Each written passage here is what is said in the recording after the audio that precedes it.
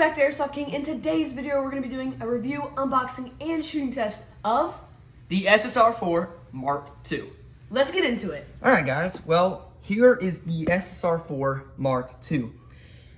As you can see, when we open up the box, you get the manual. The manual is very good because it has the programming tree right here, which can help you figure out how to do binary trigger, 3-1 bursts, and back to full auto if you need to. So that is the manual. As you uncover this foam piece right here, you'll see that it gives you the proper tools to help adjust the trigger and any other problems that you have. Also with the O-ring that you can put in here to help the BBs not fall out when you take out the mag, when there's extra BBs in it. A very nice polymer mag right here holds, I think, 130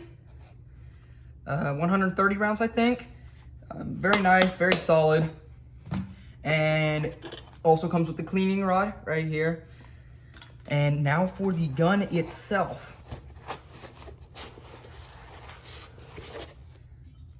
Now let's hop into that review. All right, so here is the review of the Ssr4 Mk2. Let's take a look at both sides. So here is the mag release right here. So it is an ambidextrous mag release. So you just hit this, pops the magazine out. The magazine holds 144 BBs. It's polymer, and it's a really good material. So when you put it in, you'll hear that like high-pitched click. That's actually really, really nice because you're gonna always know if it's locked into place or not. And then there's also a mag release on this side too. You just press that, pop it out. Really nice. Here's the selector switch. So you have safety right here, semi, and then full auto. The full auto is 25 rounds per second, which is an insane amount. And then here are the Picatinny and M-Lock mounts. So Picatinny right here, M-Lock, and then there's one more Picatinny row right here for like a PEQ box or a scope cam. You got the basic orange tip right here. So if you live in the USA, it's definitely gonna come with an orange tip, that's for sure. Here is the bolt couch right here. So this gun has something different than most other rifles. This one actually has an adjustable hop up without actually having to keep this pulled back. That's one thing I absolutely love about this gun because you can just keep on shooting and then you don't have to pull it back and do that weird angle. You can just keep adjusting from where you are. Dust cover right there, it's magnetic. There's not really much left except for the stock, so you can move that about, I think it's 3 paces, yep. All right, and let's put the battery in. All right, so here is the battery itself right here. It's called a Tatsu 11.1 volt battery. Super powerful and super strong. That's the type of battery you want to have in your rifles for longer range and more accuracy, and also stronger FPS. So how you'll take off the stock, because that's where the battery compartment is, there's these 2 little buttons right here, and you'll just pull them both down and then slide off the stock. You're just gonna put the stock to your side, and you will see a tiny Dean's connector right there. So these two match up, as you can see. So you're just gonna wanna connect those, and you'll hear a tiny beeping sound from the gun. Right there. And then you're just gonna wanna stick the battery back in, make sure no wires are sticking out, put the stock back on, and all right, so you can see the battery is all the way in, and the stock is put into its furthest. So you can see that tiny gap there. That's just because the battery sticks out a little bit, and you're gonna want to put your stock all the way to about there because you don't want to damage the battery. So now let's take a look at the trigger. So you put it on semi, and this response is actually insane because it comes with these tools that you can adjust the trigger and its response. Most guns don't come with stuff like that, so this is absolutely awesome. So just take one of these wrenches. What are they called? What are they called? You tell me what they're called then. I don't know. They're called keys. keys. The keys. That sounds silly. The L key or whatever. I don't know, something like that. All right, so you can see the stock is all the way on and the battery is in. So there's gonna be a tiny little gap right here because you don't want to damage the battery because it sticks out just a tiny bit and you have to put the stock in, and that's about where you want to stop. So here you can see it's on semi and the trigger is right here. The response is actually amazing because it comes with these tools that you can adjust it, and it makes it much better with its response. Let's take a little look at that. Oh man, that hurt. That is very nice. All right, so here are some red parts we have. We have the red outer barrel, and then we have a red trigger. So let's put those in. All right, so the first thing we're going to change is the long outer barrel that is red. So the first thing you're gonna do is you're gonna grab your tool, and you're gonna put it on one of the pinch screws and just slightly loosen it, and then slightly loosen the other one. They're gonna be a little bit tough to do. We had already pre-loosened them, so yeah. So you're gonna wanna just pull off the grip. So once you have that off, you're gonna see this barrel knot right here. Take a closer look at that. We have already pre-loosened that too, but you're gonna need a wrench. So you're just gonna turn that left, loosen that. You're gonna wanna loosen it all the way until you can just pull it off. Let's get that all the way. So just pull it all the way down. Save this stuff for later. You're just gonna take your outer barrel off. Leave your inner barrel in, it is totally fine. Just keep that there. I'm actually gonna use some silicone oil on my outer barrel because I want everything to be nice and pristine. Just a little bit of that. Rub it in. Okay. Also, your outer barrel should have came with a screw, and you're gonna put that in right there. All right, after searching in the trash for a little while, we finally got back the little screw that Luke accidentally threw away. Now, you just put it into the red barrel, as you can see, and Luke's gonna take it from here. So yeah, just tighten it all the way. Let's get that all the way in. All right, so once you have it all the way in, it's just going to stick out just a tiny bit. Make sure you have it all the way screwed in, and then you're just gonna want to slip it on, just like that. And you're going to want to slip it right onto the inner barrel. Make sure you have the placement right. It should just be able to slide in.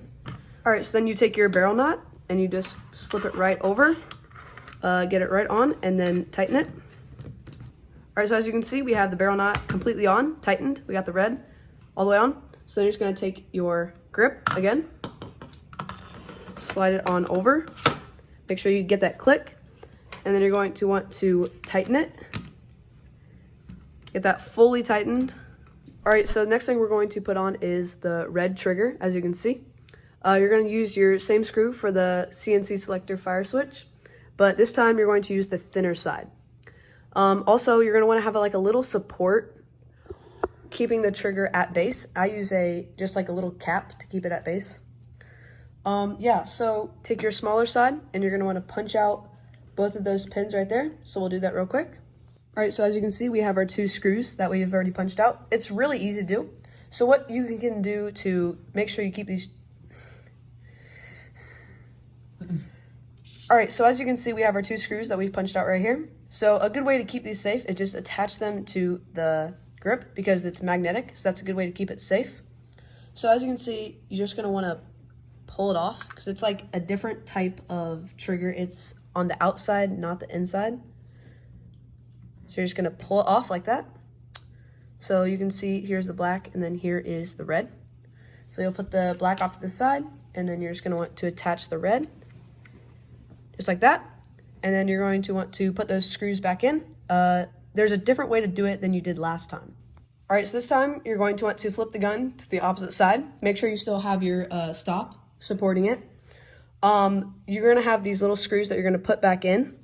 On one side, there's a notch and the other side is completely flat. So you're going to want to set them in on the flat side. So just get them started. Don't actually put them in all the way.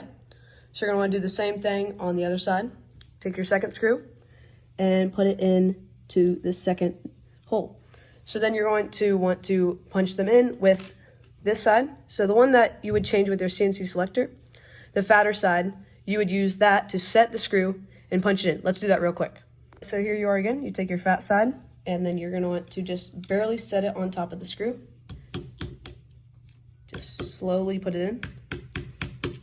Do the other side a little bit. Wait till they're all the way in. All right, so as you can see, we have them all the way in. It's flat and smooth, so that should be fine. Okay, now to adjust the trigger, you have these two tools that you got from the package inside the box that comes with the gun. So you will see one screw at a 45-degree angle right here, and then another one right here on the base of the gun right here, sorry. Okay, so to adjust the softness or hardness to pull the trigger, the 45-degree angle one is used, but it is already at its softest out of the box, so you don't need to adjust that unless you want it harder. Okay, so as you can see, it goes in there and you can just start screwing it one way or the other, but it's already at the softest, so I do not want to do that. Now to adjust how far you need to pull the trigger for it to be able to shoot. So you're gonna grab this tool right here and have it the long ways. You're gonna flip the gun right here and stick it in there. And you're going to start turning it to the right to make it closer to where it finally shoots, and to the left to make it a further distance of when you shoot it. Obviously, you want it to go to the right to make it a hair trigger. Now, a trick is you can turn it on semi, and when it shoots, that is the furthest you can get from a hair trigger, and then you just pull it back the slightest bit and you have a perfect hair trigger. So we're gonna do that.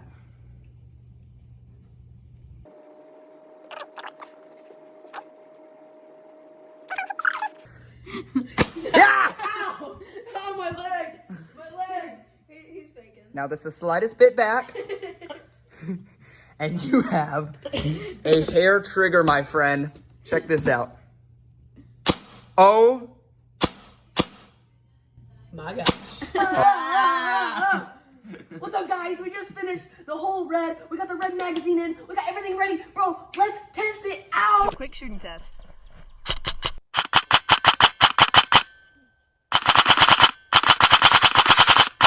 Full auto. Let's do it.